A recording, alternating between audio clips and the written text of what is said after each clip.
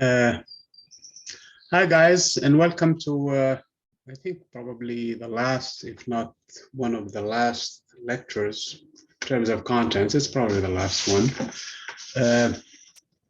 So there are a few notes today that we need to take care of, and things of basically mainly related to the exams, because we have three important exams that are coming. One of them is actually on Monday. Is going to be what is it? Is it already available on Canvas or not? I'm thinking in terms of the post-test. Okay, let me check quickly in here.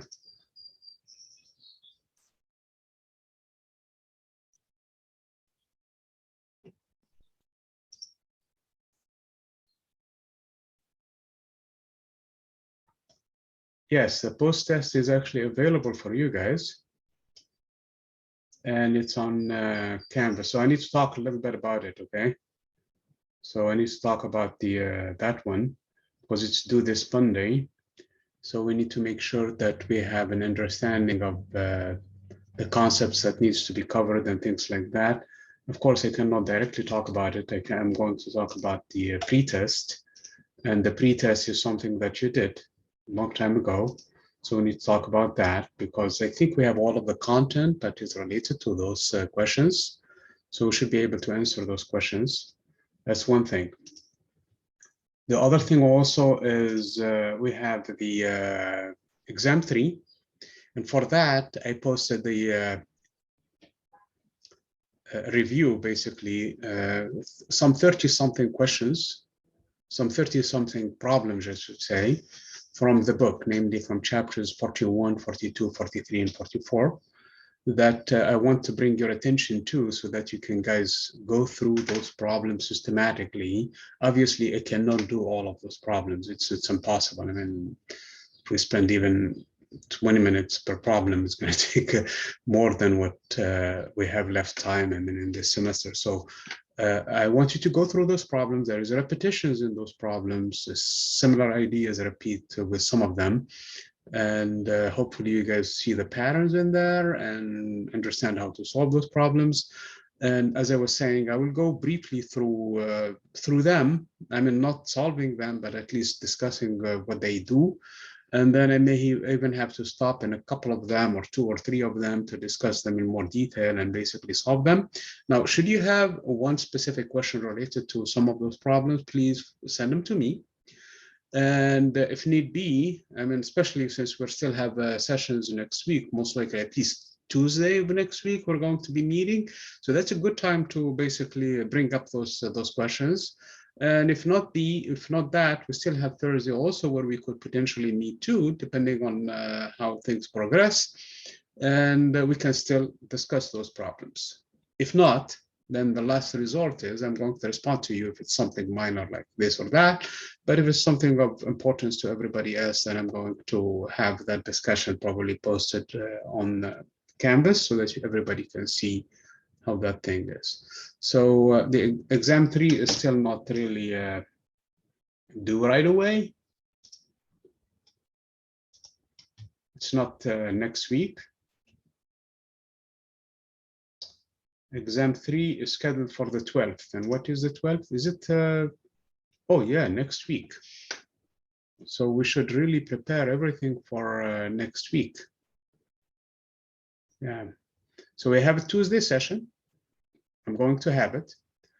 And we have exam 3. So I really want you guys to get going on it. So we really don't have much time. I was thinking that we still have another 2 weeks. Sorry about that. And then the final is the 19th. I'm going to talk about the final separately, basically, and the format for it, and what you guys need to do to prepare for it. So this is in a nutshell in terms of organization. So let me go back quickly in here into my notes. We need to finish the content, and we really don't have much left. There was a lingering question from last discussion, basically, where I thought we made a mistake, and we did actually make a mistake. I did make a mistake, you guys did not. And I was hoping that some of you would catch it and help me out, because when you divide 10 to the negative 34 by 10 to the negative 23, it is not 10 to the negative 9. It is 10 to the negative 11. So that was a mistake. I was getting a mass for the meson, which was much, much, much larger than what I was thinking. And of course, it has to do with that ratio. 10 to the negative 34 divided by 10 to the negative 23 is actually 24, I'm sorry. 34 and 23, the ratio is 10 to the negative 11. And that's exactly what we need, okay? 10 to the negative 11 is just 100 times larger than a MEV, okay? So exactly what the number was. So that's the mistake that I made last time. And other than that, everything else, the argument for the meson was appropriate. And that's due to the idea that Mr. Yukawa has proposed. So that's one of the items from last time. We still have actually cosmology to discuss the fate of the universe. Out of fairness, I mean, that discussion is really for your general education because we're not doing cosmology, we're not doing astronomy, but it really helps us understand where this class is going to. So this is basically in terms of content. Then, as I was saying, you have those 30 some odd problems that hopefully you guys can go through and basically sort them out. Okay, they're only from 4 chapters. And once we have that, on Tuesday when we meet, we should basically clear out any kind of misconception and everything else on those misunderstanding, okay, on them, so that we have everything that's correct on that. So this is in a nutshell what we have left. There is another thing that I'm going to do also. I actually did it on Zoom, but for some reason it did not work for me. So I'm going to send you a link, a survey for the class, basically, and how it went. And I really need your feedback to make it better for next time when I'm offering it, if I'm going to offer it. That's personal request, that's for me, but also to share with the department so that anybody who's doing either this class or a class similar to it, they can also benefit from that. So I really need your help on that, okay? So this is everything up to this point. So let me get into the first thing first, which is the post-test, okay? So let me, of course, I'm not going to discuss the post-test, but I'm going to discuss the pre-test. And I know I did some of this discussion in the past, but it's going to be a brief one. So let me share with you the screen. So in here, these are the questions from the pre-test. This is not the post-test. This is the pre-test, the one that you guys did the first time when you came in here. So it asks you the first question in here. It says how much heat energy must be removed from 100 grams of oxygen at 22 degrees Celsius to liquefy it at negative 183 Celsius. So we have oxygen sitting at room temperature and we want to make it liquid. So what they gave us both the specific heat of oxygen, basically gas, and they also gave us a latent heat for the gas in order to fuse it. So this is LV, okay? Obviously, the formula that you're going to use from this one is the calorimetry formula, which gives you the delta T, which is negative 183 minus 22. So that's going to be a negative 205 Kelvin or degrees Celsius, doesn't matter because this one is in degrees Celsius. You can leave it in degrees Celsius. No, I'm sorry, negative 205, yes, negative 205. Obviously, you're going to multiply that by the mass, which is 100 grams. Remember, the grams cancels the grams, and times the specific heat, which is 0.218. So that's going to give me a value. But that's not the entire picture, though. We want to make it liquid. So it's gas, we want to make it liquid. For that, this is not LV, I'm sorry, this is LF. This is a fusion. So anyway, we're going to take this 50 just times this 100 grams. So it's going to be 509 plus whatever comes from the other products. And you guys clearly see, as highlighted in here, this would have been the correct solution if you did it. You need to round at the end of the day, but you just do the numbers, and here it's going to be about 9,500 calories. So this is easy enough, isn't it, everybody? Yeah, it is. Okay, so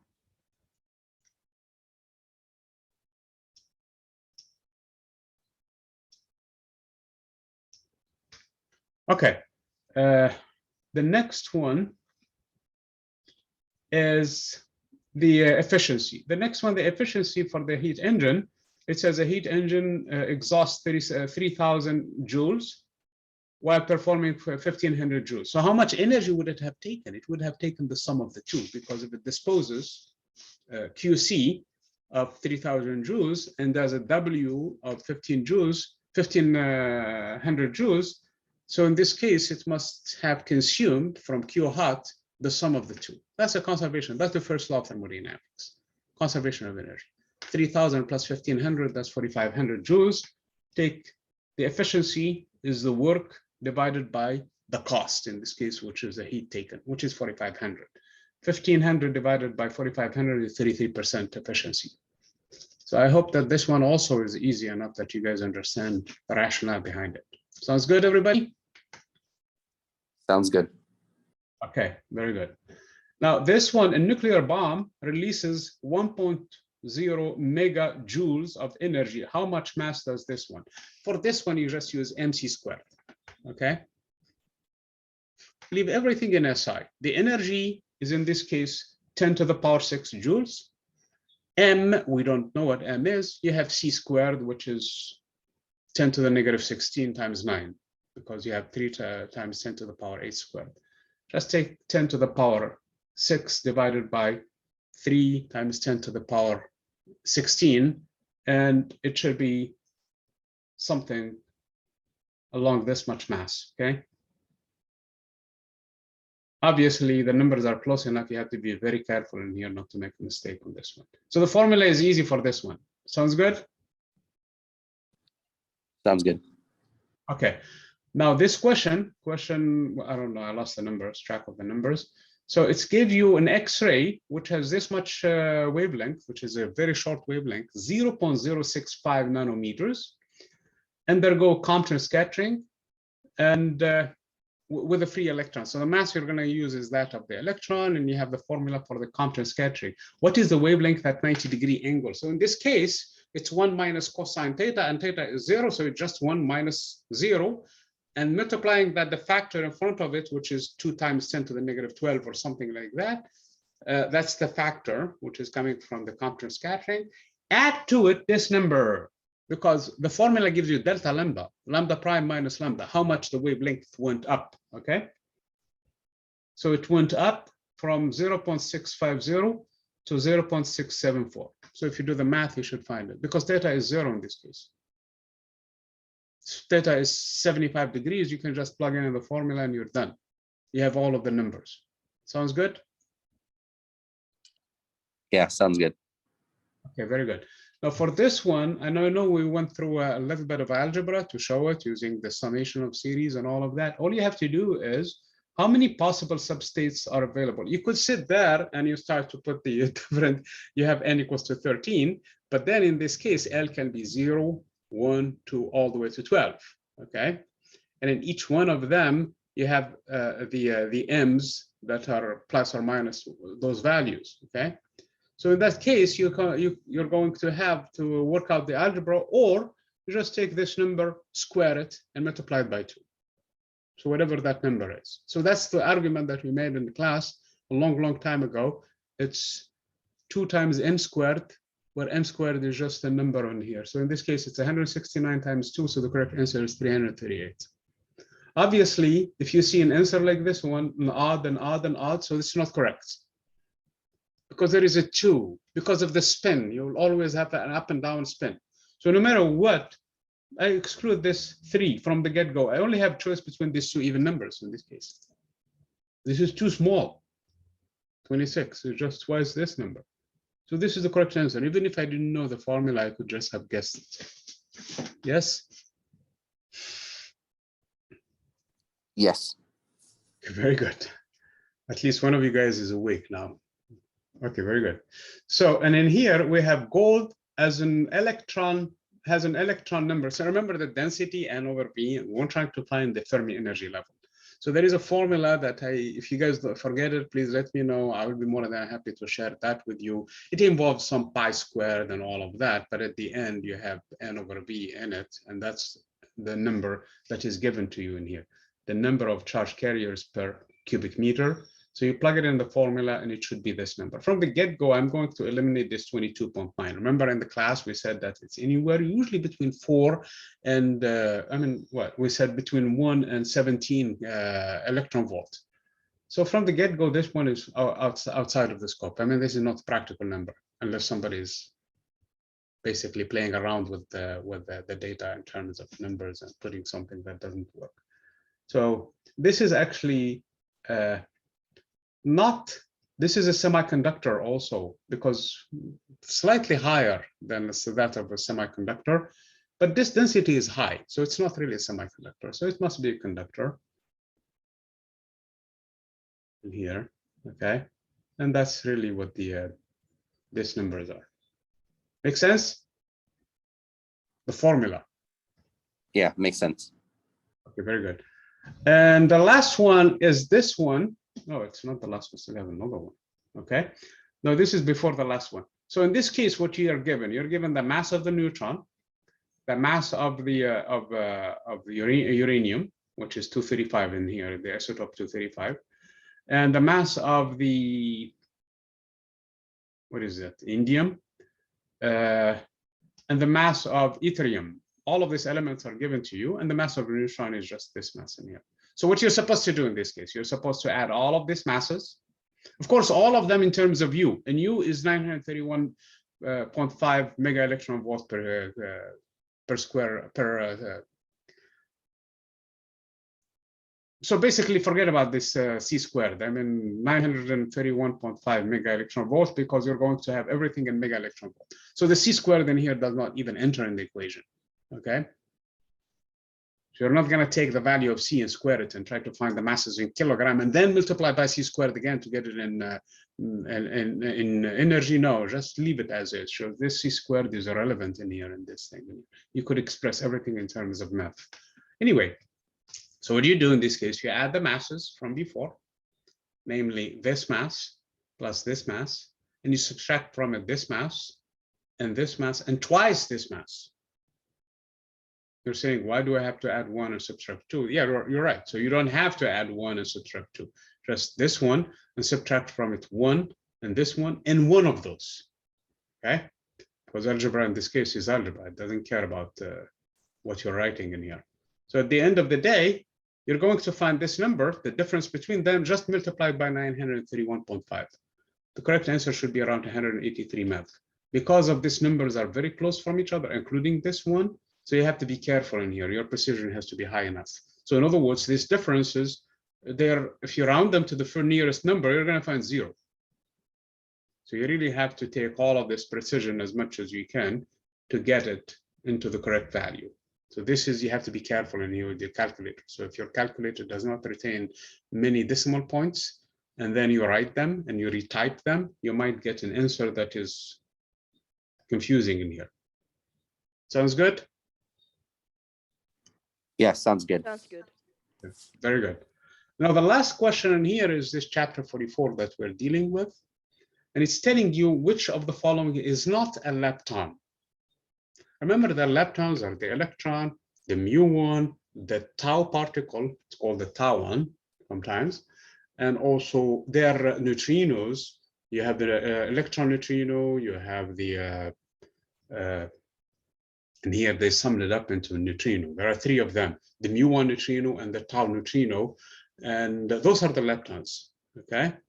And those are elementary particles by themselves. And of course, we have the quarks that makes up the hadrons, and the hadrons come up in 2 classes. They are the mesons, which are only 2 quarks, and then you have the baryons, which have 3 quarks in them. So in this case, the electron is a lepton.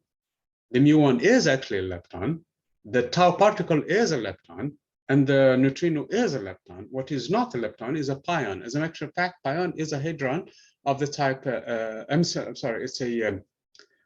a hadron of the type meson. So it's a meson. So it's not a lepton. Okay? And that's it. Sounds good? Sounds good. Okay, so this is in terms of the review. So we really need to finish the chapter, and then this is for the, of course, the post test. I mean, I know I discussed the pre-test, but hopefully it should help you also prepare for your post-test. Let me go into the content in here.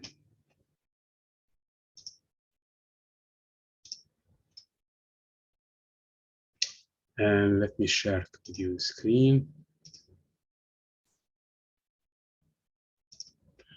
Oh, before I share the screen, let me, since we talked about the review, let me share with you also this thing that popped up so that you guys are aware of it, because you might not know this. I mean, because I posted it today and I really want you guys to look at it too. So let me share.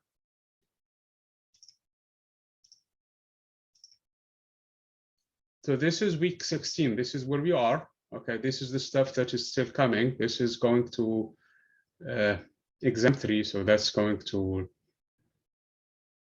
I don't think that we will have this discussion, but if we do, it's related to the Tuesday session, okay, from next week, okay? And the exam is going to be due on the 12th, which is next week, and then the final is the week after. Anyway, this is the one that I want your attention to come to it, okay? And these are the problems, as I was saying, that I want you guys to look at. Okay, some of them are like when you have these consecutive numbers, they are related to each other. Okay, so it looks like we have a lot, but honestly, it should not. Okay, so I want you guys to go through them, understand what's going on, see what we're talking about, and if there is a lingering question, please ask it on Tuesday or before, so that we can have I mean, preferably before, so that I can prepare for it, the answer, and fit it in the schedule on Tuesday. Okay, and then you have all of these chapters.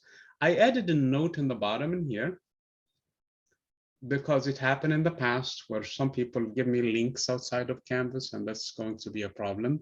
So hopefully you guys don't do that. And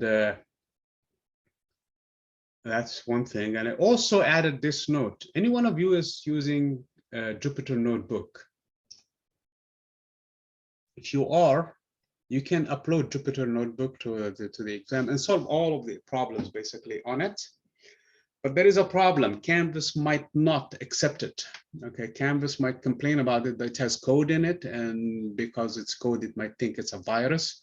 So if you are going to do that, you might just want to change the extension to a TXT file. But the point I'm trying to emphasize on this one is, do not give me a link outside for your Jupyter Notebook, basically content outside of Canvas. It has to be uploaded to Canvas. Obviously, you can save it as an image and upload it as an image. But if you do that, you have to be careful in here, because I want to see everything.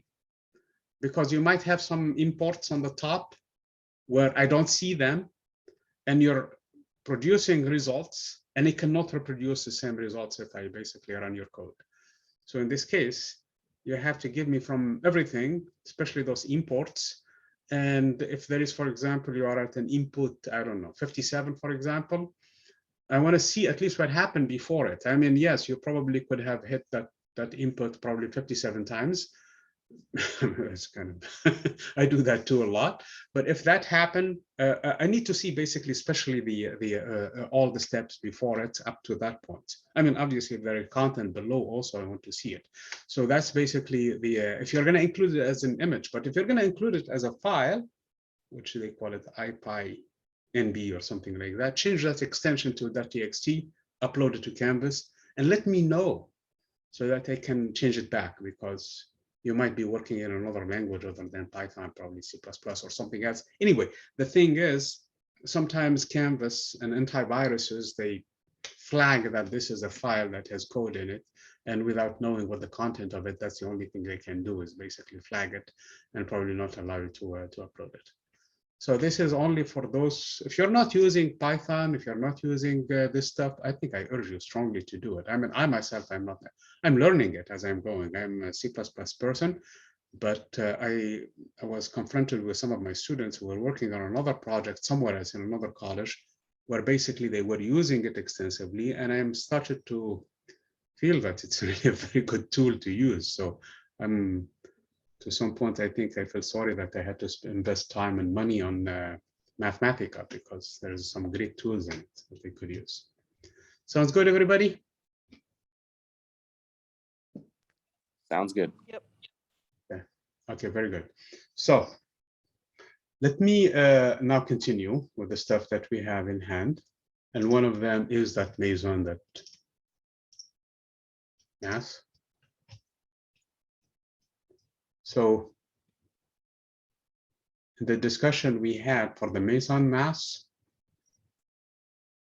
I asked you guys to check on this thing. This is where we went wrong. 10 to the negative 34. And 10, the time actually was 10 to the negative 23, okay? So if we did the math correctly, we would have found not 10 to the negative 9, but rather 10 to the negative 11, okay? And do we have that still open? Let me check quickly on here or something, okay? Because I had to, what is my Jupyter page? Anyway, just go through it again. I think it's in here. Let me stop sharing. Share. I'm using it as a calculator right now. So as I was saying, it's basically, anyway, so this is the number now, okay? If I put the proper h in the expression, which is Planck's constant, the proper speed of light, which is 300,000 kilometers or 300 million meters per second. The distance, we took it to be a femtometer, okay, which is 10 to the negative 15 meters. We calculated the time, delta t, basically in this case, which is just this distance divided by that, because we're assuming that this mesons travel almost with the speed of light, okay? So in this case, we gave us delta t, and we found h bar, and here with just h divided by 2 pi. And then the mass of the electron, I use the actual mass of the electron, which is 9.11 times 10 to the power negative 31 kilogram. Actually, it should really be 10 to the power 09 because I rounded up a little. Okay, anyway, the mega electron volt is just 1.6 times 10 to the negative 13. Remember, 10 to the negative 19. Give me an electron volt, and I'm talking about MeV, not. But I really don't. I'm not using this value in here at all. So this one can be commented out. This is just to compare it. If I use the mass of the electron in MeV, which is 0.511. So if I do the numbers correctly, namely take h bar, remember that Heisenberg uncertainty relationship sets a minimum limit. It doesn't give you the actual mass. It tells you that how much minimum mass, in this case, mass you're going to have. So we took the h bar divided by 2, because that's coming from Heisenberg uncertainty, divided by delta t, because delta t times delta E in this case, it has to be greater than at least that number, divided by the mass of the electron, which I took it to be this number, times 10 to the negative 31, divided by also the speed of light squared, because we're converting this one into an energy, because we have h bar, it's an energy. So in this case, if I do the calculation again, it's giving me about 200 times the mass of the electron. So the mass of the meson in this case, according to the Yukawa's model, is about at least 200 times. It turns out to be about 270 times the mass of the electron. Okay, so this clarifies that discussion that we had last time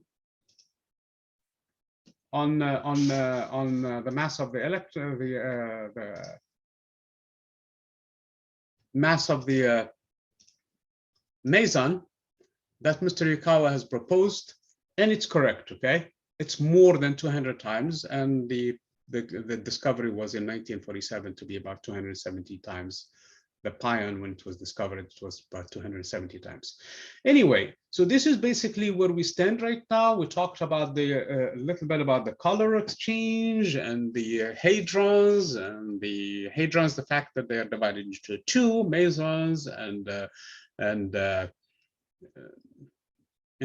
baryons, and in any one of those nuclear reactions, all of the quantum numbers must be conserved. When I'm talking about the quantum numbers, I mean everything. The baryon, I mean, first of all, the charge, okay, has to be conserved. The baryon number has to be conserved. The lepton number, and lepton numbers, they come in 3 flavors, okay? There is the Le for the electron, the L mu for the muon, and the L tau for the tauon. The thing with it is now,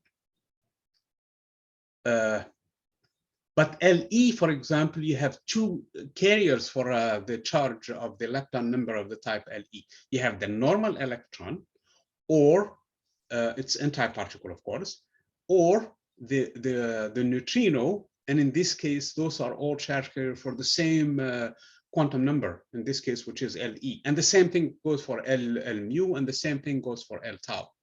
So L tau, for example, is carried by the tau particle and its antiparticle, plus also the neutrino of type tau. So all of those are charge carriers for the same charge quantum number, in this case L tau. And this goes true also for the different kinds of interactions involving nuclear.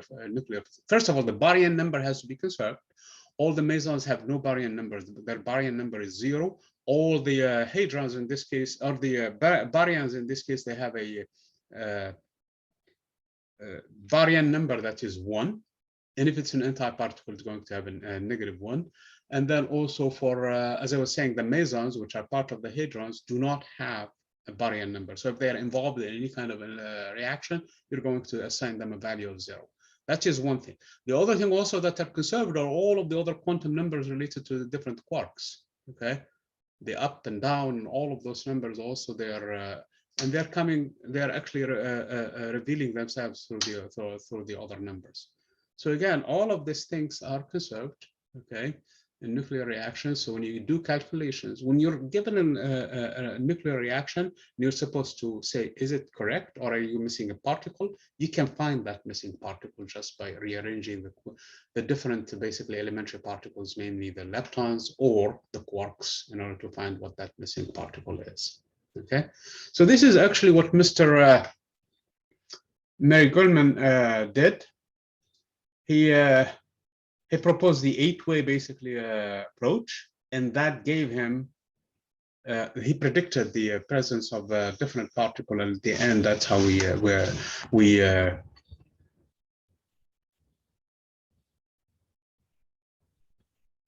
mean, it's similar to what Mr. Mendeleev did with the periodic table. He noticed that there are some patterns in there when you rearrange those numbers, and at the end, he predicted the existence of the omega particle. So, in trying to understand what's going on, and I know I think I started talking about Abdul Salam and his team when he was working on this problem for the case of trying to understand the weak force. And for that, he proposed the existence, similar to what Mr. Yukawa basically have done. He came up with the W plus or minus particles and the Z particle. Those are mediators for the weak force.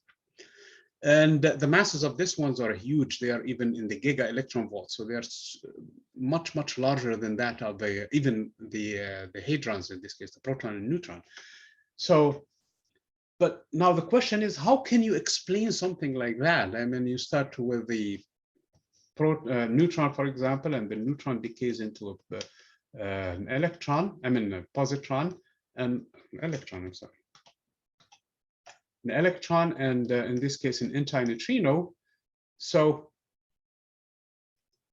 how could you do that? I mean, how is this possible with the exchange, of course, of a W plus or minus or a Z particle, which are far more massive than even this ones? Again, it's the same idea that Mr. Yukawa has proposed, that this one, they borrow just the right amount of energy, provided that you give back that energy in an amount of time that is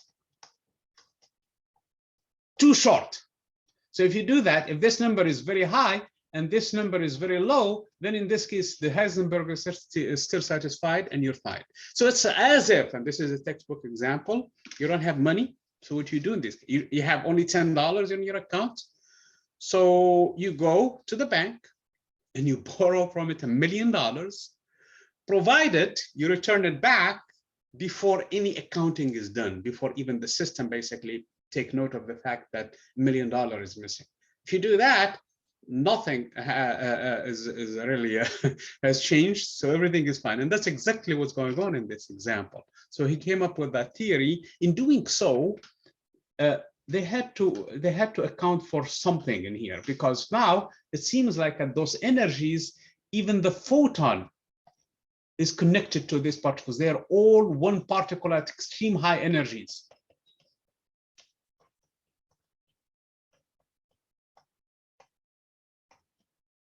So now you have a way of combining all of these forces basically together. So you have the weak force, the weak nuclear force, and the electromagnetic force. This is the gamma. The photon is actually this is not the gamma rays, but the photon in general is that of the electromagnetic interactions. So at extreme high energies, basically the picture that emerged is that these two, they become one force. So the nuclear weak force and the electrodynamic force, electricity and magnetism, basically, the photon, electrostatic, electrodynamics, I'm sorry, in general, become unified at around 10 to the power 3 giga electron volts. Okay, they become one force. And this force is called the electroweak force. Electroweak force. So the two forces merge together, and this work is similar to what Mr. Maxwell actually has done when he unified the electricity on one side and magnetism on the other side, and also optics on another side completely. And he took them and he made them into one theory called the electromagnetism, similar to what Mr. actually Feynman and all of the other people, actually Dirac before him and Feynman later on, took the interaction in electricity and magnetism, namely the photons, and gave them relativistic speed, and they came up with unification of some sort, at least for the case of the photon, called quantum electrodynamics. The work of Mr. Abdus and his peers, basically what they did was they unified this electrodynamic force on one side, which is everything Maxwell has done, and Feynman and everybody else. And then on the other side, the weak force and the weak nuclear force, they unify at this kind of energies. These are extreme high energies. And the force that emerged from it is called the electroweak force. So at those high energies, we have only three forces, namely gravity, nuclear strong force, that's still separate, nuclear strong, or strong nuclear force, and the electroweak force.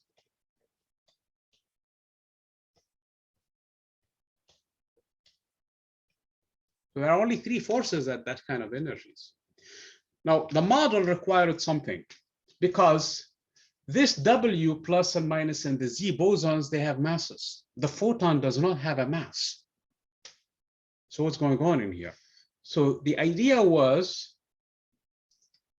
proposing, I mean, actually by Higgs, that there is a Higgs field, and the Higgs field must have some sort of a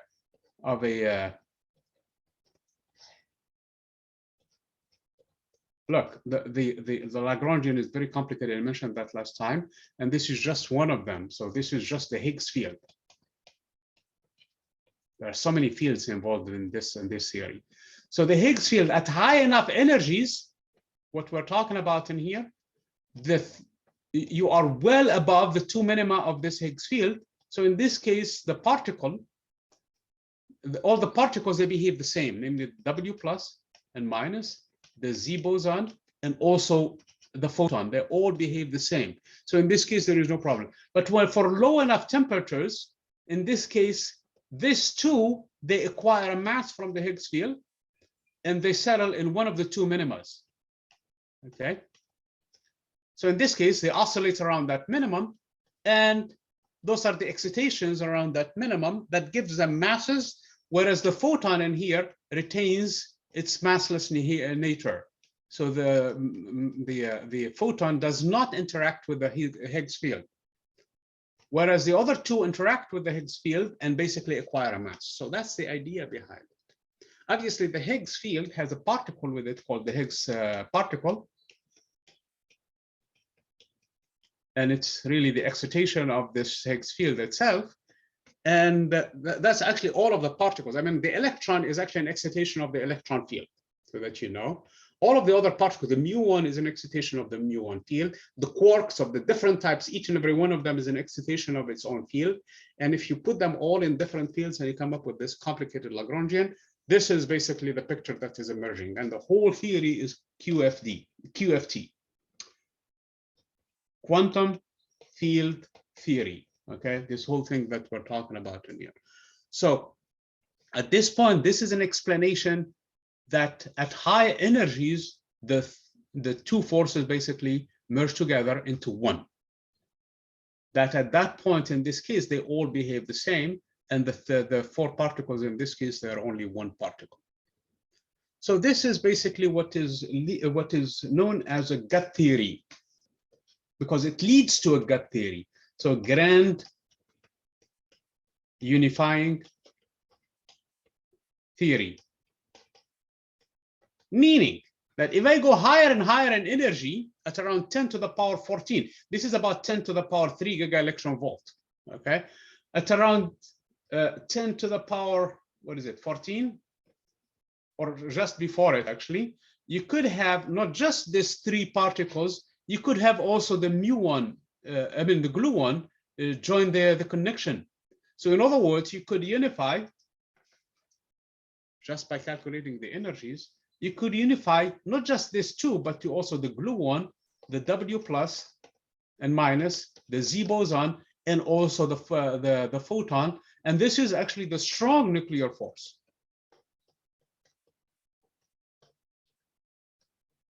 So at some point, all the three forces are only one force, okay? Namely the strong nuclear force, the weak nuclear force, and the electrodynamics force. They are only one force called the gut force, where G in this case stands for the grand unifying theory. So in this case, the model predicts, but we don't have enough. I mean, by the way, this one was discovered in laboratory. So this is proof, because we have enough energy right now. This is about tera electron volt. So this is fine. I mean, at least in Switzerland, this particle, this was replicated and the theory is confirmed. But we don't have enough energies at this point. We don't have enough power really to accelerators to get into this level of basically unification. So this is still hypothetical at this point. There is no experimental evidence for it. It's not hypothetical, it's theoretical, I should say, theoretical. Okay, so it's only theory at this point. But the other one has an experimental evidence for it. And the Higgs particle was discovered actually in 2012. So this was one of the biggest things that was a hunt for it in all elementary particle physics. And when it was discovered, it was a really big deal because of the fact that it's the Higgs field that gives properties to everything that we know. As a matter of fact, now we think that it's the Higgs field, the one that basically was responsible for the creation of the universe and the imbalance of matter over antimatter in it. And these two minima, they look the same, but it could very well be that they are not the same, they're offset. And our universe, our bubble universe that has basically existed for a long, long time now, is basically sitting in a false vacuum, if you wish. And if that's true, then if our own universe were to somehow collide with another bubble, or at least decay into the true vacuum, if it does, then in this case, everything will end in an instant. One moment we're talking and doing whatever we're doing, the next moment, there is no next moment. That's it. Everything is done. So if that's true, then this is still at least theoretical. And if it's true, if this model is correct, then we have a problem. At some point, as I was saying, there is a universe, there are stars, there is a sun, there is galaxies, there is everything that you can think of. There is us, there is everything. And the next moment, if this were to happen, we wouldn't even be, I mean, there would be no moment, there would be no time after that. Everything ends. Anyway, so don't worry about it, okay?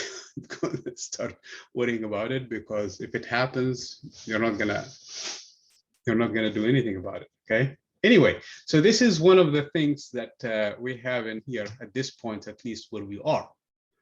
Okay, so this suggested then, if we go even higher in temperature, if we go even higher energies, there is a potential that the gravity will get into the picture also.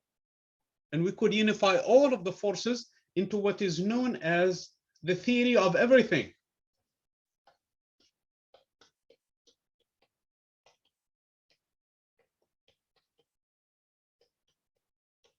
This is what Mr. Einstein spent most of his last part of his life basically working on. This is what is really everybody is trying to find a solution to right now in physics, trying to find the theory of everything, where all of the gravity, nuclear forces, both of them, strong and weak, and also electrodynamics. If we somehow can find a theory that can explain all of them, of course, requiring even higher energies than what we're capable of today, that should give us a theory of everything, and the forces, what is known, when they unify, they become known as the superforce. Okay, so this is probably what happened early on in the universe. This is what we think has happened immediately after the Big Bang. The temperature was so high, the energies were extremely high, that there was only a single force at that point. But at some point, the gravity, which is the weakest of them all, split from the other three. The energies are still high enough for the other three to stay together. Then at some later point, the nuclear force broke up from them because it requires higher energies. So now, at still higher temperatures that are higher than 10 to the power 3 giga-electron volts, you still have the other two forces together. When the universe cooled enough, then that last two split among themselves, and now we have four forces. So this is the picture in here. How far can we go in time? That's really the question that we can do and answer right now. How far immediately after the universe has formed can we go in time? So this is t equal to 0 moment when the Big Bang happened. So when we say a Big Bang, I mean that's not just stars and galaxies and quarks and antiquarks were created. Actually, time itself started. So this is time and space created, or came to be, whatever you want to call it. Okay. So that's the moment at t equal to 0. Can we go to that point in time? We don't have enough physics to understand what's going on in that. But I can tell you how far we can go up to that point. And after that, we're going to basically start discussing. So we cannot go to t equal to 0, the moment itself, but we can go slightly later after that, okay? So how can we think about this problem in here? We have some constants in nature. We have h, that's a fundamental constant. That dictates the action. We have also g, that also dictates the strength of the gravity. Remember, g 6.67 times 10 to the negative 19. And we have the speed of light, c. That is an upper speed that nobody can go faster than this. These are the fundamental constants that dictate everything that we know of, at least in terms of the strength of these forces. I want to come up with a time scale out of this constant. So I want to cook them. I want to fix them in such a way I'm going to have a time. And the time has units of a second. So what I'm going to do is raise this one to the power p, raise this one to the power q, and then raise this one to the power r. And argue that multiplying these numbers by these powers will give me a second. Okay? That's basically the whole point in here. So what I'm going to say in here is the speed of light is, so these are dimensional analysis. So this is not values. So this is our dimensional analysis. So we're going to take the dimensions of c, which are meter divided by second, by the way, to the power p. And the units for h is energy times, it's a joule second. And a joule is a Newton meter. And a Newton is a kilogram meter per second squared times the meter times second. Remember these two values in here, I post them in here. So what I have in here for the h, it has to be a kilogram to the power q times a meter squared to the power q, which is meter to the power 2q, divided by second squared to the power q, which is a second to the power 2q, times a g. G is coming from this formula, which is force times a kilogram times a kilogram, that's a kilogram squared. That's m1 times m2 divided by distance squared, and the distance squared is a meter squared. So the units for G are clearly the unit of force times meter squared. And the force is in Newton times a meter squared divided by a kilogram squared. And the Newton, again, I just wrote it. It's a kilogram meter per second squared times another meter squared per kilogram squared. So again, it's a kilogram meter cubed divided by second squared. By now, the whole thing is to the power r.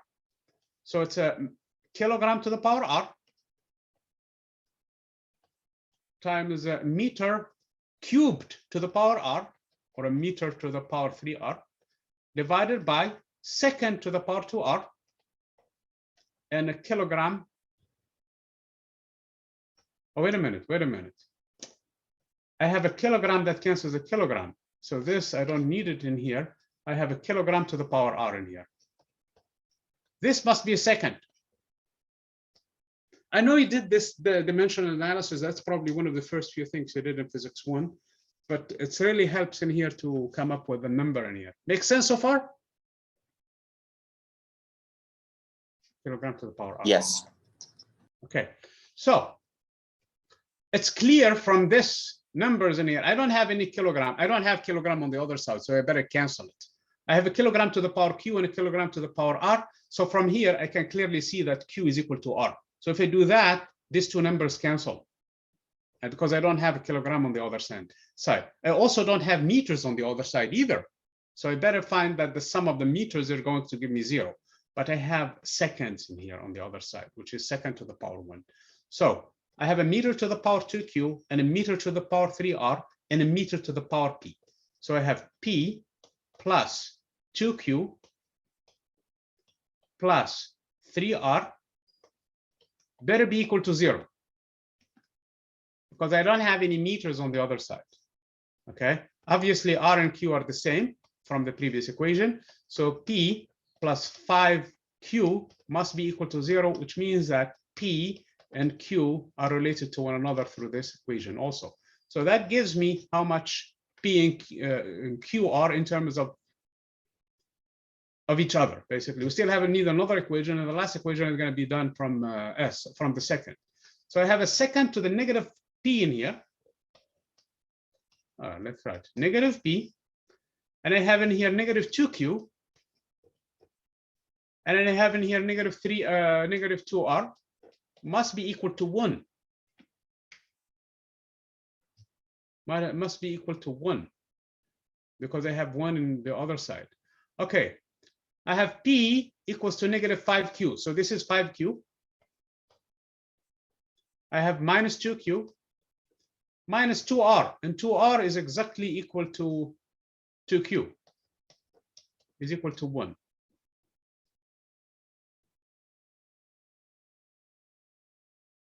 Did I do something wrong in this calculation in here? It seems like I'm getting something again wrong in here.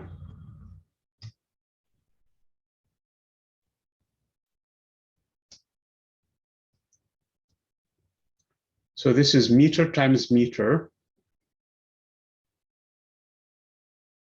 So that's meter cubed. And kilogram squared, that's kilogram, second to the power squared, that's Newton. And kilogram to the power, that's it. Oh, times a second. I forgot another second in here. Remember, this is just for h. There is a second to the power q also, because h has units of joule times second. So I forgot that second in here. Okay. So I wrote kilogram to the power q and meter to the power 2q and second to the power 2q, but I forgot that there is a second in the numerator. So I really should have written s to the power q in here because I have s to the power q in here. Hopefully you guys caught this mistake in here. So I really have only one q in here. I don't have two of them. Okay, because I have s to the power q and s to the power 2q. In other words, I have an s squared and an s in here. So I only have one s in the denominator. Guys, fixed it? Yes? Yeah. Okay, very good. So 5q minus 3q, that's 2q, is equal to 1, and then q is equal to -1/2. I mean, positive 1/2, I should say. Which means that p is equal to -5/2, which means that r is exactly equal to 1/2. So basically the formula that we need then for this time, and this time is called the Planck's time, is equal to the square root, because 1/2 is just the square root, because we're raising everything to the power 1/2 in here, p to the power 1/2, which is 5/2. So it's going to be in the denominator because it has a negative, and it's going to be to the power 5. Okay, and you have h to the power 1/2, because q is exactly 1/2. So h times g. So that's basically the formula for it. You can check again and you find that this is actually a time. So this is a Planck's time. If you plug in all the numbers, h is 6.62 times 10 to the -34, g is 6.67 times 10 to the -11, c is 3 or 2.997 times 10 to the power 8, and you take that to the power 5, and you take the square root. This number is of the order of 10 to the -43 seconds. In other words, these constants set a limit. Our universe that has this constant set a limit on the time that you cannot go all the way to 0. The earliest time we can talk about is 10 to the -43. So what happened between these two instances, we don't know. It's a mystery. We can never know, at least based on our physics and known physics at that time. Okay, but the universe, 10 to the -43 is extremely small time, by the way. Okay, this is a very, very short time. In addition to the Planck's time, you can find the Planck's length. The Planck's length is very easy to find, and that is equal to this time plus c. So it's c times tau Planck. And if you take c squared inside the square root, it's simply going to be square root of hg over c cubed. And that is of the order of 10 to the -35 meters. We don't know any length, how gravity acts on that scale, basically. There is no length smaller than that. This is the smallest length in space itself. So space must be quantized, and this is the smallest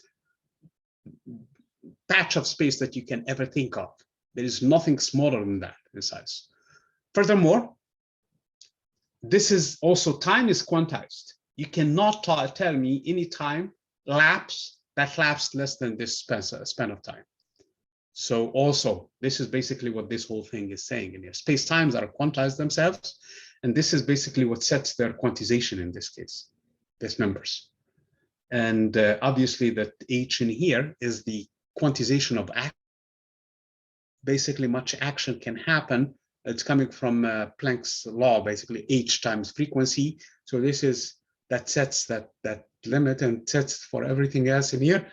G scales the force of gravity. It's exactly just what it needs to be. Had G been any larger, of course, the Planck time will be bigger. Let's say, for example, G is 100 times bigger, then G in this case is bigger. So the time scale shrinks, extends a little because it's higher. So it gives it more time basically for this event to take effect. But remember, if G is any higher, then the universe would not have formed. As a matter of fact, the force of gravity would be too strong, and it would not have allowed it to expand that fast in the beginning. If G was any weaker by a factor of 100, for example, and the square root, this number would be even smaller. So in this case, all the pieces will fly apart, and there will be not enough time for the quarks to fuse to form protons and neutrons. And again, matter would not have existed. The universe would have scattered immediately after it formed. So these constants are extremely important. C also scales the communication between everything else. It is just the right value, again, to make everything happen. So this universe seems to have been fine-tuned by these constants. So some other theories, at least about the multiverse theories, that other universes apparently could form under different constants, different values for these constants, and they would evaporate immediately, or they would collapse immediately. They would not have had a chance to basically evolve.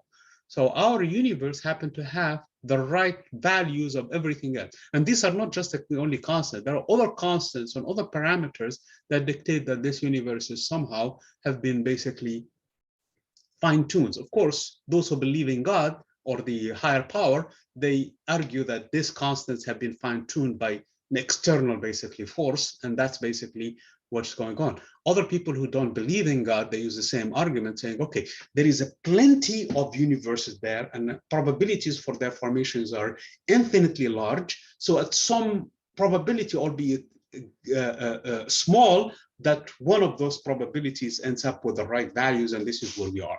So again, this is basically part of the philosophical debate on these constants and what's going on with them. So at that moment, the force of gravity split from the other three. For that, let me share with you the picture from the book. Actually, it took some work this morning to fix it with Photoshop because I had to stitch it together. Let me share it first of all. It's in here. Share. This picture.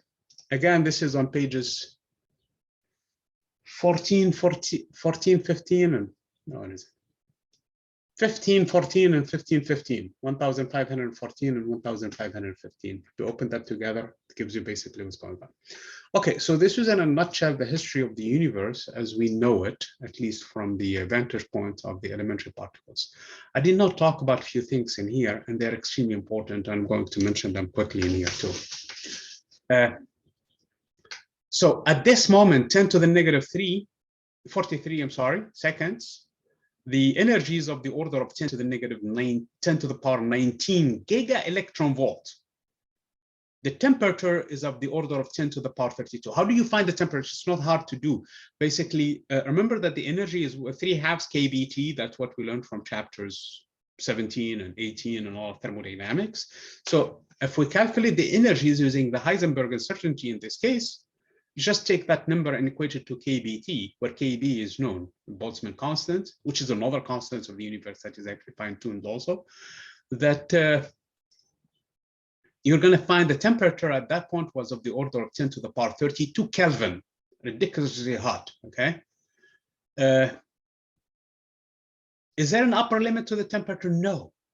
Is there a lower limit to the temperature? Absolutely. And that we saw it from physics, from the previous chapters where it's called actually the third law of thermodynamics, where the temperature at minimum can be 0 Kelvin. And even then it's not possible to do it experimentally because of the quantum fluctuations. Anyway, so this is where the theory of everything should explain everything. At this point, we don't know it, okay? That's where the force of gravity at that point broke from the bunch, okay? At around 10 to the power, basically 14 giga electron volt. That's where the nuclear force broke from the two, and the universe cooled to a extremely comfortable temperature of 10 to the power 27 Kelvin, okay? So that temperature now is low enough, basically, for the gluons start to interact to glue the quarks together, okay? So at that point, basically, we have an abundance of, in the beginning, of course, we only have quarks and antiquarks, and then now the other particles start to interact with one another. The neutrinos and the electrons, initially, they were all in the same soup. You cannot distinguish between them. Then they start to distinguish between them. So now we have the gamma rays have extreme high energies at those temperatures to form pairs basically of electron positrons, and basically quarks interact and give you all of these energies. Okay. As I was saying, actually at around the age of the nucleation, where the nucleons and antinucleons were formed, no, actually, yes. It's at the temperatures of the order of, what are they? These two scales are not in the same ratio, of course. These temperatures are different temperatures. I mean, look at the scale in here. This is 10 to the negative 6 seconds, and we are still not talking about 10 to the negative 18 seconds in here, so that you can see. Anyway, so this is the electroweak unification. So this is basically the grand unification. Nuclear force is part of them. The nuclear force split from the bunch at 10 to the power 14, and at 10 to the power 3 giga electron volt, or 1 tera electron volt, the two were separate in here. The last two, namely the electroweak and the weak force, and also the electromagnetism, they split at that point. So now you have electrons, you have protons, you have everything in this case. So we are now at this point in here. Okay, we are still here, yes, where all of these things start to split, and then at the end, when the temperature cooled enough, low enough, okay, for the nucleons to start to form. Basically, at that point, the temperature is cool enough that the electrons start to get captured by the protons, and the protons fuse together with other protons. But when they do, the weak force would transform one of them into a neutron, and then those two, they start to form. Basically, the deuterium form, H2 basically formed, and then those two deuteriums, they form, and they continue to forming helium-3 and helium-4. So this helium-3 that you have in here right now, which is abundant to some extent in the rest of the universe, is the remnant of that, basically, those events. But the helium-4 also formed in the beginning, up to the lithium, beryllium, and some other elements in there that formed also. So this is basically the temperature is cool enough for the nucleosynthesis to happen. Then the temperature in this case started to,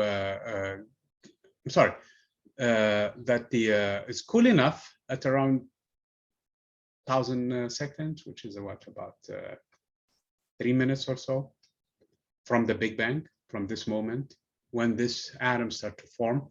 And of course, at 10 to the power 13, about 300,000 years, or 380,000, 400,000 years later, the temperature was around 3,000 Kelvin. At that point, the universe basically cooled enough so that the radiation emanated from it. And then after that, the temperature continued to cool until at this point, it's about 2.725 Kelvin. So remember, we started from 10 to the power 32 Kelvin, and we dropped in about 380,000 years to about 3,000 Kelvin. And now we're down to about 3 Kelvin, just under 3 Kelvin, 2.725 Kelvin. So this is basically of what we have in terms of the history of the universe in here. And the point being in here is that a lot of these things, this is called the standard history of the universe. It's coming from the discussion that we were having in chapter 44.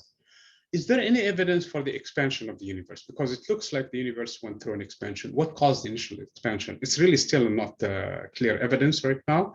But when the nuclei start to get close, when the temperature cooled enough so that they form and you have positive charge, that apparently helped in this expansion. And the expansion happened at some point with a value of 10 to the power 40 from the initial value. So basically from the size of an atom, how the nucleus, before that, even the universe was smaller, to about a grapefruit, to about now solar system, and then later on to expand to almost the current size of what we know the universe is.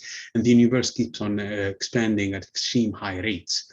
So this is some of the discussion. What caused that? There is another field that was appended to the quantum field theory, and that field is called the inflaton, basically the inflation field.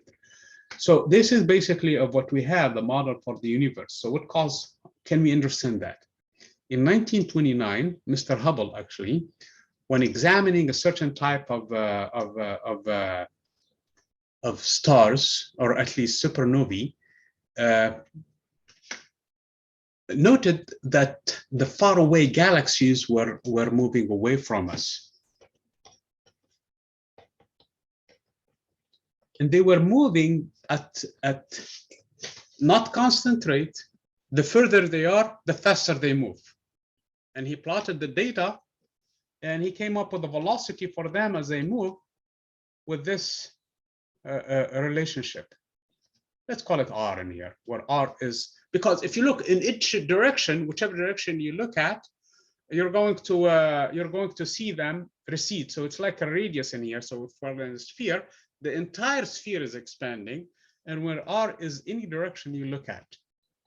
Each knot happened to be a constant equal to 2.2 times 10 to the negative 18 seconds. I mean, seconds to the negative 1, because you need the velocity in here. Okay, it's an inverse time, because you have to have an inverse time. This is meter and this is meter per second. So this is called the Hubble constant. And he was able to measure it, okay? Obviously, he didn't call it that way, but people called it after him because he's the one who discovered this law. So the universe is expanding. That's basically his conclusion. Mr. Einstein, when he did his theory, all of the calculations that you calculate based on the general theory of relativity yield to a collapse of the universe. The universe should have collapsed a long time ago after it has formed. So what keeps it from standing up? So Mr. Einstein added a constant to his model. He called it the cosmological constant, lambda, just to retain the universe from collapsing, because it's not collapsed. We can see it. I mean, the universe is there. I mean, the stars are there. But he believed the universe is stagnant. Actually, the universe is stationary, and what keeps it stationary is an artificial constant he added, and he called it the cosmological constant. When Mr. Hubble made these observations, it was here in Los Angeles in the Mount Wilson Observatory, he invited Mr. Einstein. Mr. Einstein was there, and Mr. Einstein called that, no, there is no need for this constant. I mean, the universe is expanding, so we're in good shape. Then there is, hey, who cares about the constant? So he called it the biggest blunder of his life, and he basically struck this constant out, and the solutions made sense to everybody else after that. However, in 1996, there was a question now, and the question was, how fast or how, because of the gravity, now the universe should be slowing down. I mean, look, the universe is expanding, these galaxies are moving away from us, but they're attracting. There is a force of gravity that should pull them together. So the universe has three possibilities. Either, I mean, in either case, it's slowing down. It must slow down. If you look at the general theory of relativity or any other understanding. Yes, it's expanding. Is it expanding too fast, though, for it to recollapse back on itself? That's the question. It's going to slow down ultimately because of the force of gravity. So it's going to expanding, but it's going to slow down. So is this slow going to be just enough for it to return back to itself and collapse on itself and maybe explode again and go back in some sort of a cyclic operation? Or is it just going to continue expanding, and then when it expands far enough, the force of gravity will be extremely weak so that it will not impact it to come back together? So we needed to know the density of the universe for that.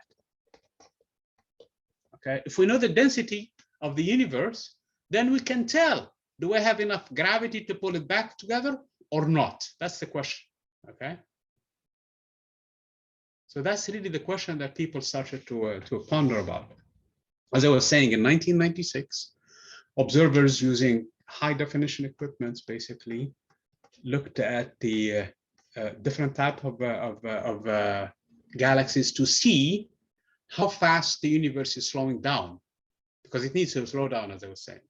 But to their surprise, and the surprise of everybody else, instead of finding it to be slowing down, they found it actually to be accelerating in its expansion. So what caused the initial Big Bang to cause the universe to expand in the first place seems to be happening now, and it's happening at an increasing rate. So it seems like we are going through some sort of an acceleration as we speak. So that scenario of recollapse back on its own is not possible. It's not one of the options.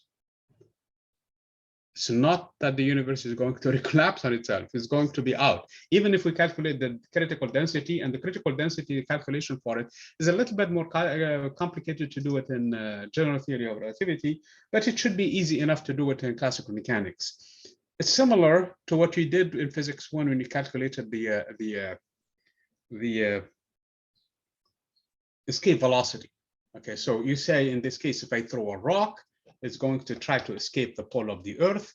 the pull of the Earth is given by the potential energy, and the potential energy is equal to G times the mass of the Earth times the mass of the object that is escaping divided by R, or where R is this distance, okay? I'm going to give it big R because I give it big R and there. So this is the potential energy. The kinetic energy it will have, this particle is 1/2 of mv squared. You equate the two, and you will find the escaping velocity of that object. You strike the mass of the object out of the two, and you're going to find the escape velocity with which. So this is the minimum kinetic energy that you're going to give an object before it barely overcomes the force of gravity. That's basically the rationale behind it. And that is the escape velocity for the Earth. It turns out you guys did that 11.2 kilometers per second. Okay. This is a similar argument that we're going to make in here. What is the critical velocity, critical density for the universe to keep it from collapsing? So think about it this way. We are our own galaxy, and the universe is expanding in all directions. And this is the distance from it. Our own galaxy is dragged down by the rest of the other masses inside of the universe, which have a density. In this case, I'm going to call it rho c. Okay. Well, our own galaxy, like everybody else, because if we're sitting in another galaxy, looking at our own galaxy also should be expanding with the same formula that Mr. Hubble has discovered. So if we do that, our own galaxy's kinetic energy, let's give our own galaxy a mass, let's say, for example, m.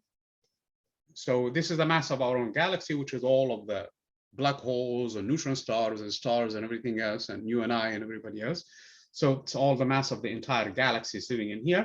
So its kinetic energy is given by 1/2 of mv squared. This is for the galaxy. And this is going to be equal to the pull due to the force of gravity using Newtonian mechanics at G times the mass of the matter that is pulling it back times the mass of the galaxy divided by this R. Okay. Well, our own galaxy satisfies Hubble's law. So this is what the velocity is. Of course, the mass of the galaxy cancels from both sides, so I really don't need to write it. G times m. M is the density of matter in the universe up to this point in here, up to our own galaxy. So m is equal to the volume of this sphere, which is 4/3 pi times r cubed. So this is the volume of the sphere times this density. We're assuming there's something called the cosmological principle, that the distribution of matter in the universe is uniform. And this is a reasonable assumption, that the universe should look the same every which way. There is no preferred point in space that is different than the others. Okay. As a matter of fact, the CMB, the cosmic background radiation, so that one actually has a uniform distribution of temperature when we looked at that distribution, and the fluctuations are of the order of a micro, basically, Kelvin compared to the rest of the universe. So this is a good enough assumption. So the density is constant, and times the sphere, that gives me the mass of the rest of the universe, times, again, divided by R, 4/3 pi r cubed, divided by, times the density, times rho c. Obviously, cancel rho squared with R. I mean, R squared with R gives me R squared, but I have an R squared on the other side. So R does not come into the picture. So this is true for the entire universe. That's good, because we took a hypothetical point in space. So we don't want R to come out as part of the solution. We don't want it to be there. It's just a mathematical, if you wish, construct. So it should not be part of rho c. Rho c should be independent of that. So that gives me a value for rho c, the critical value for the density of the universe. If I plug in the numbers in here, I have h naught squared. And then I have those pi's in there. I have 3 goes in the numerator. I have 4 goes in the denominator, and I have a 2, so it makes it an 8. And pi also come down with it too, because pi following the 4. And then the value of G also follows them. So this is the critical density of the universe. If you plug in the numbers, this should be about 8.67 times 10 to the negative 27 kilograms per cubic meter. And the mass of the hydrogen atom is 1.67 times 10 to the negative 27. If you do the ratio of the two, it should be about 5 hydrogen atoms per cubic meter. That is the critical density of the universe. And this is what we observe. As a matter of fact, when we calculated the density of all of the stars, that we take any patch of the sky, go far away, look at how many galaxies there are on average. For that much volume, each galaxy has roughly about the same number of stars as our own galaxy on average, hundreds of billions of stars. Calculate the number of mass divided by the number of volume, and you should be able to find what the density was. It turns out the density of the critical universe, the number that we came up with, has a flaw in it. Okay, it's much, much less than this number. Okay. It turns out it's not even 31% of this value. And it's much less than that. Actually, it's a small chunk of it. But when Mr. Zwicky and other people looked at how fast the galaxies are moving versus one another, he noted that the galaxies are moving too fast versus if I take this density, for example, and multiply it by the number of galaxies I'm looking at. So there is hidden matter in here that we can see. He called it dark matter. He's the one who invented that word. Obviously, people ignored his work initially because one of the things, he was a little bit kind of a hard person to deal with. I mean, he was a strong person to deal with. But at the end, when, what's her name? Vera Rubin basically did similar calculations on specific individual values, individual galaxies like our own or Andromeda especially, and things like that. She found that the galaxies, they have a halo of matter that goes around them, and that halo of matter basically seems to also indicate that the presence of this unknown matter, mystery matter. So the word dark matter stuck to the one that Mr. Zwicky invented. And at the end, basically, it was dubbed the dark matter. That, with the regular matter, constitute about 31% of the entire universe. I'm sorry, of the entire density or the entire mass. Okay, so we are a fraction in here of a big fraction, and the density is not that high.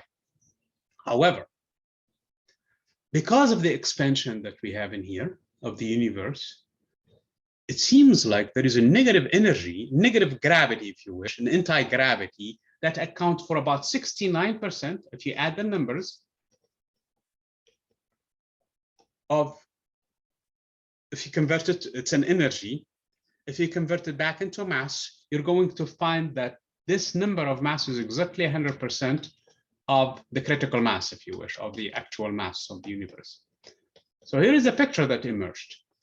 The regular matter is about 5%, or actually less, 4.5% or something like that. So you and I and everything, all the galaxies, the black holes, and everything that we can think of, we represent about 5%. Dark energy and dark matter, so this is called dark energy, by the way, because we don't know what it is. Something that we have no idea what it is. It's causing all of these things to expand. And dark matter together, they represent about 95% of everything else. So everything you know, everything that you have known so far existed and calculated and did everything in up to this point, and you think that it's everything, it's not. It's only 5% of everything else. As a matter of fact, this room is full of dark matter. There are far more dark matter, the ratio of 5 to 1, basically, dark matter than regular matter.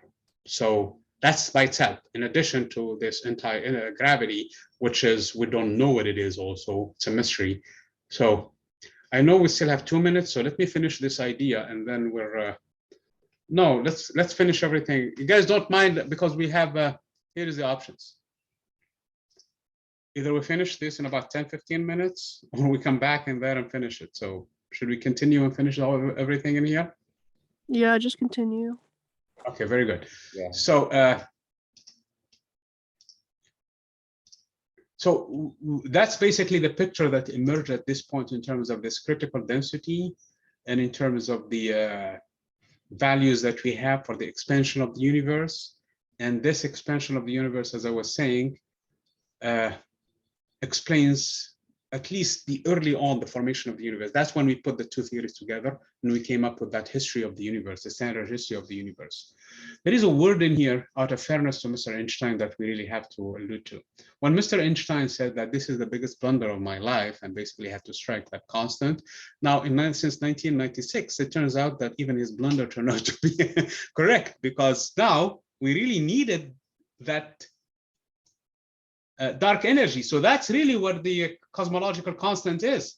So even that is correct. So even though he plugged in a number and just to keep the universe from collapsing, now this is actually the one that is pushing the universe expanding at an accelerated rate. Okay. So now the problem, of course, in here is we're trying to understand what dark energy is. We're trying to understand what dark matter is. One of them is to some extent a little bit probably approachable at this point, which is the dark matter. So there are hypotheses for that. And the two hypotheses, the leading hypotheses, are the so-called machos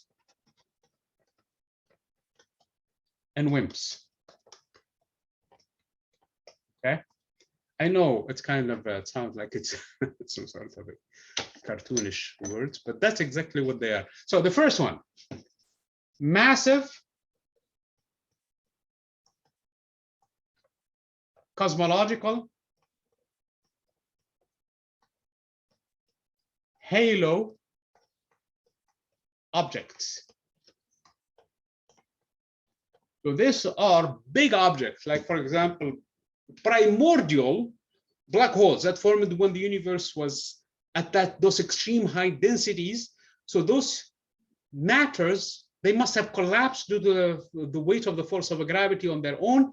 So this is not stars forming, not this is basically initial matter that has formed and collapsed on itself and formed those big black holes. Of course, we can see them.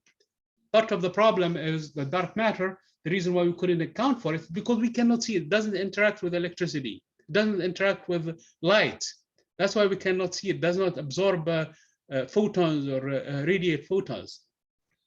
But it could be that those primordial, mainly primordial black holes that seem to linger around the halo of the galaxies, that could explain the observation of Miss Vera Rubin and also Zwicky and all of the others for the dark matter. So this is a hypothesis that is at this point hard to prove, because those primordial black holes, they must have shrunk because of the something called Hawking radiation, that they are small to begin with, but there are so many of them.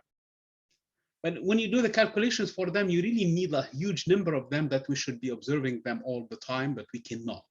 I mean, they should be interacting with regular matter, colliding with it and poking holes in it and causing all kinds of stuff in it, but we don't. So the Machos theory right now, the Machos hypothesis right now is still kind of in debate, so people are not sure about it. The other hypothesis is a little bit more promising. Remember how the quarks and anti-quarks basically combine to form mesons, 2 of them to form a meson and 3 of them for a hadron. There is another kind of particles that the model can predict, and those particles, they would have actually 4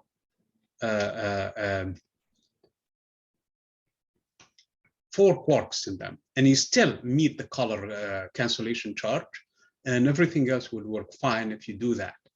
Now, those are called weakly interacting. Why weakly interacting? Because when you combine 4 of them, the charges cancel on a lot of the other things, so you don't have interactions with electricity. So they are weakly interacting massive particles. So it's because now you have 4 basically quarks combining. You could have a charge that is 0. You could have a spin that is actually 0. So they are bosons, really. And since they are bosons, it's very easy for them to get together in some sort of a quantum state, okay? In some sort of a superimposed quantum state. So they are bosons, so they can have symmetric wave functions, so they can all exist in the same wave function, in the same ground state. So in this case, you have a bunch of them clumping together, and those clumps are the ones that actually because now the force of gravity is helping them after that when they become too big. So it's the force of gravity that dominate their existence. So they're big and they interact through the force of gravity, but that's the only one that they interact with. And they're clumped basically together, tied together. So when, because that explains another problem also. Some galaxies are devoid of dark matter. They hardly have much dark matter. Most of the galaxies do, though. That explains the observation of Ms. Vera Rubin. So when two galaxies basically collide with one another and they interact with one another, the dark matter could be left behind. And in this case, those galaxies end up with a very little amount of dark matter, because the formation of the galaxies themselves requires a lot of matter to be brought together. And who else better than this WIMPs? So this is again a theory. At this point, it's still kind of hard to prove. But in this room where you are right now, wherever you are right now, wherever you go right now, think about your space. I mean, there is a wall probably, there is a table, there is a screen, there is all kinds of things that you're looking at. That amount to fraction of a fraction of where you are right now. If you swing your hand left and right, there is far more matter in there of this type than what normal matter is. But the reason why your hand slides through it without basically even slowing down is because it does not interact with your electrons. The electrons from your hand does not interact with your protons, does not interact, so it goes straight through it, okay? So we're trying to do experiments now in laboratory, trying to see if this hypothesis is correct, and we're trying to work with it. So those are the two leading theories at this point for the dark matter: the machos on one side, the WIMPs on the other side. And there is even a possibility that this dark matter could be of a completely exotic nature that cannot be explained in terms of the standard model. But this is the standard model, at least for the WIMPs. In terms of the machos, it goes back to the cosmology and see if we can find some remnant black holes that basically there should be a lot of them that are lingering in the halo of the galaxy. That's going to be a problem because of the fact that if two galaxies collide, then they should sweep with them their own black holes too, because they have masses, so they should be dragged together.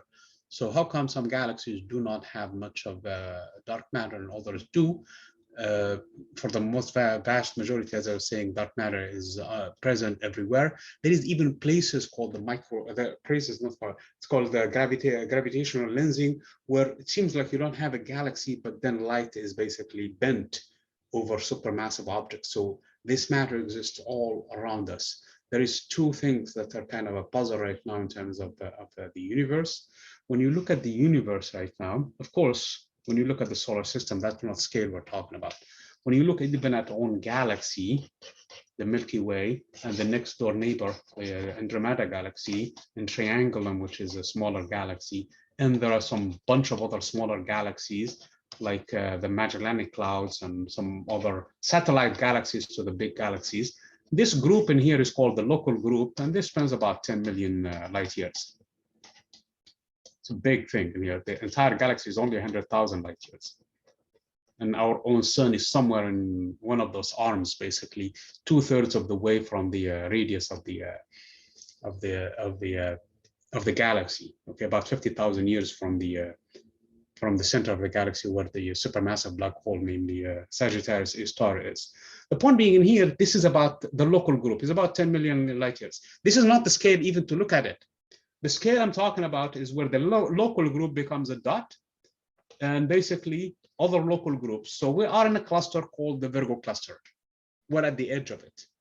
And even the Virgo cluster is not really something to look at it. So each and every one of this is a group of like this, okay, galaxies. So our own galaxy is a big galaxy, which is the second only to Andromeda in our local group. So when you look at even a scale that is bigger than that, now you're looking at superclusters, cluster of clusters of galaxies. And even that is not the scale we're talking about. We're talking about a scale that takes all of the superclusters and look at them. So now they all seem to be following a filament, at least in our region in here, okay?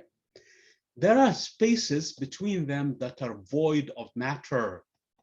So all of these lines in here are galaxies that they spread through filaments, called the cosmic web, okay? And for some reason, they all follow this filament. And for our own group, our own galaxy happened to be on this side of them. Okay, they're all moving toward the place called the Great Attractor. What is the Great Attractor? We don't know. What's out there? We don't know. That's a big mystery. And the other mystery is where are these super voids are? Why do we have them? That is also a mystery. Now, the reason why I'm saying that is because the force of gravity that you learned from Physics 1 may not be correct to explain these voids and this attractor. By the way, this is our own super cluster, if you wish. There is another one next door where all of the galaxies seems to be moving away from some place and towards someplace else. And this is a scale that is even larger than what you might think. This is not the entire universe, though. This is just larger size of the huge things. So people propose that maybe this force of gravity need to be modified when you're talking about this large scales. So they call it the modified Newtonian mechanics, or a MOND. Okay, MOND. Okay, Newtonian dynamics. Okay, so is this force of gravity correct, at least from Physics 1? Even Einstein's theory of relativity, it has to do with geometry and all of that. Are we talking about something that makes sense on those large scales? Can we fix that so that maybe the force of gravity can act differently, and maybe there is an attraction in here so that we can correct this force of gravity and basically fix the laws in such a way to explain the dark energy, maybe. And also, in other words, the force of gravity becomes, at some point, there is another term, at least, that depends on distance. It could be a repulsive term, and that term will account for the expansion of the universe on that scale. Okay, and that also will have an implication big time on the time I calculated earlier. This time, 10 to the negative 43 seconds, and to the tau energy, to the tau, the theory of everything, and to the whole model that you have before you. Okay. Okay, you guys, there is only a certain limited of time where you can do things, unfortunately. Okay, and I try to cover as much as possible the materials that that is in this book, and we did applications. We still have some to meet on Thursday or Tuesday to focus only on applications. In terms of content, that's your book. That's everything that you guys should have learned from this book. Any questions for me before I see you on Tuesday? You have assignments that are due. I'm going to pull the data from Pearson Learning, from Mastering Physics, so that you to add it to the grade. You have assignments that are due in terms of lab, you have homework, and then there is another thing that I'm going to send you today. It's for a survey, basically, as I was saying in the beginning, to help me make this course better, or to share it with my peers, basically, in the department, whoever is, because I'm not going to be teaching this class anymore in Grafton. I must tell you that up front, because I will be moving to the next door campus, which is Valley. So I'll be there, and but I would be more than happy. I mean, we're still in the same college, so share it with my peers there, and also implement it in the new place. So I really need your help on that. Sounds good, everybody? Sounds good. Okay, so I'm going to stop the recording, and I'm going to see you guys on Tuesday. Sounds good. Have a good day. Thank you.